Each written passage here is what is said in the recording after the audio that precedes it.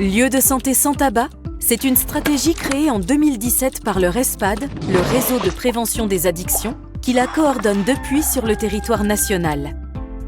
Cette stratégie, soutenue par le Fonds de lutte contre les addictions, est inscrite dans le programme national de lutte contre le tabac comme une priorité nationale depuis 2018.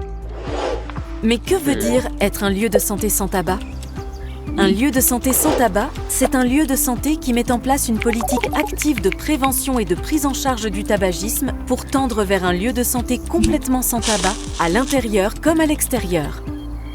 C'est donc un lieu de santé qui s'engage dans la promotion de la santé à destination des bénéficiaires de soins, de ses professionnels et du grand public, en instaurant des initiatives tant médicales qu'administratives. Quels lieux de santé peuvent devenir des lieux de santé sans tabac ? Les lieux de santé concernés par cette stratégie sont les suivants. Les établissements sanitaires, et notamment ceux habilités à traiter le cancer, avec un pôle mère-enfant et de santé mentale, ainsi que les établissements médico-sociaux. Tous les lieux de santé peuvent avoir l'ambition de devenir des lieux de santé sans tabac. Comment devenir lieu de santé sans tabac ? Pour devenir un lieu de santé sans tabac, il faut accomplir plusieurs étapes qui sont évaluées grâce à l'audit lieu de santé sans tabac.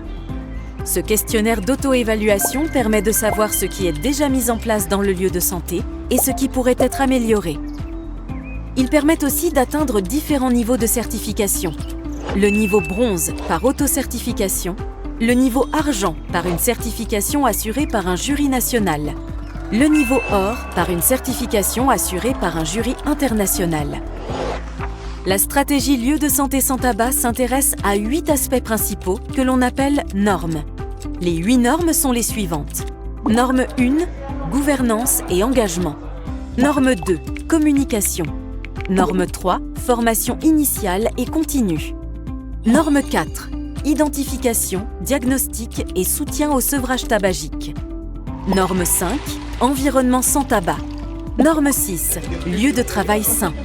Norme 7, engagement dans la communauté. Norme 8, surveillance et évaluation. Norme 1, gouvernance et engagement.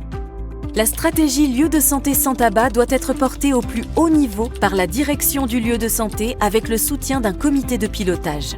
Un référent est nommé pour coordonner la stratégie et des moyens financiers sont octroyés pour atteindre les objectifs fixés. Chacun doit pouvoir s'engager dans la stratégie lieu de santé sans tabac, prendre part aux échanges et connaître les décisions prises par le comité de pilotage. Norme 2, communication. Tous les publics, bénéficiaires de soins, professionnels, visiteurs, sous-traitants, communautés, sont informés de la politique en vigueur par divers canaux. Tous sont aussi informés des possibilités existantes de prise en charge du tabagisme. Chacun doit pouvoir être informé de l'existence de la stratégie lieu de santé sans tabac et il est du devoir de tous de s'assurer de sa mise en œuvre et de son respect. Norme 3. Formations initiales et continues. Tous les professionnels du lieu de santé reçoivent une sensibilisation sur la stratégie lieu de santé sans tabac et les professionnels de santé bénéficient d'une formation au repérage précoce, intervention brève et à l'accompagnement des fumeurs vers l'arrêt. Chacun, à son niveau, est capable d'informer sur la stratégie lieu de santé sans tabac, ses objectifs, ses actions et ses opportunités de prise en charge. Norme 4. Identification, diagnostic et soutien au sevrage tabagique. Tous les fumeurs, bénéficiaires de soins comme professionnels, sont identifiés dès leur entrée dans le lieu de santé et reçoivent une proposition de prise en charge et de suivi de leur tabagisme. Chacun doit pouvoir bénéficier d'un accompagnement et tous les professionnels doivent être en capacité d'indiquer que cette possibilité existe. Norme 5. Environnement sans tabac. Dans un lieu de santé sans tabac, tous les espaces, intérieurs comme extérieurs, doivent devenir non-fumeurs, à l'exception des zones de tolérance qui sont clairement signalées et dont la présence se veut temporaire. Chacun doit connaître la réglementation en vigueur dans son lieu de santé et pouvoir orienter avec bienveillance les fumeurs vers les zones de tolérance. Norme 6. Lieu de travail sain. Un lieu de santé sans tabac propose également des actions ciblées pour ses professionnels dans l'objectif d'améliorer leurs conditions de travail et leur état de santé. Chacun doit pouvoir bénéficier d'actions en faveur d'un meilleur bien-être sur son lieu de travail. Norme 7. Engagement dans la communauté. Les lieux de santé collaborent avec d'autres acteurs du territoire, comme des associations ou des professionnels de santé et de la relation d'aide, pour faciliter une continuité tant de la prévention que de la prise en charge. Chacun doit contribuer au partage et à la valorisation des bonnes pratiques de son lieu de santé sans tabac. Norme 8. Surveillance et évaluation. Les lieux de santé s'engagent à évaluer régulièrement l'ensemble des 8 normes de l'audit pour s'assurer de leur mise en œuvre et de leur progression, avec comme objectif d'atteindre le plus haut niveau d'accomplissement de chacune d'entre elles. Chacun peut partager ses observations, ses retours et ses recommandations pour améliorer en continu la stratégie lieu de santé sans tabac. Pour chacun, lieu de santé sans tabac, c'est donc l'opportunité de contribuer à la dénormalisation du tabagisme et de promouvoir un cadre de travail bienveillant. 1. Chacun doit pouvoir s'engager dans la stratégie lieu de santé sans tabac, prendre part aux échanges et connaître les décisions prises par le comité de pilotage. 2.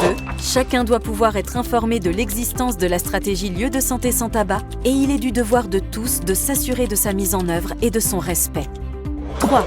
Chacun, à son niveau, est capable d'informer sur la stratégie lieu de santé sans tabac, ses objectifs, ses actions et ses opportunités de prise en charge. 4.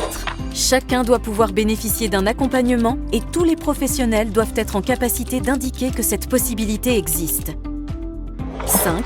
Chacun doit connaître la réglementation en vigueur dans son lieu de santé et pouvoir orienter avec bienveillance les fumeurs vers les zones de tolérance. 6. Chacun doit pouvoir bénéficier d'actions en faveur d'un meilleur bien-être sur son lieu de travail. 7. Chacun doit contribuer au partage et à la valorisation des bonnes pratiques de son lieu de santé sans tabac. 8. Chacun peut partager ses observations, ses retours et ses recommandations pour améliorer en continu la stratégie lieu de santé sans tabac. Quelles sont les idées reçues à déconstruire sur lieu de santé sans tabac ? Un lieu de santé sans tabac, ça n'est pas un établissement qui stigmatise les fumeurs, c'est un établissement qui les accompagne. Un lieu de santé sans tabac, ça n'est pas un établissement qui impose l'arrêt du tabac. C'est un établissement qui en offre la possibilité systématiquement et à tous. Un lieu de santé sans tabac, ça n'est pas un établissement sans fumeurs. C'est un établissement qui reconnaît le tabagisme comme une addiction, une perte de liberté qui doit être prise en charge pour éviter toute forme de souffrance.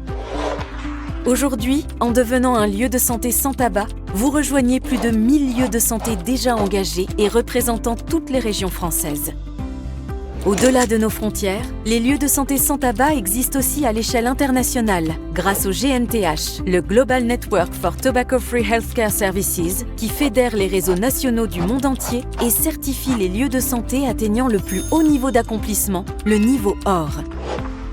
Finalement, un lieu de santé sans tabac, c'est un établissement qui œuvre dans le sens de la promotion de la santé au bénéfice de tous.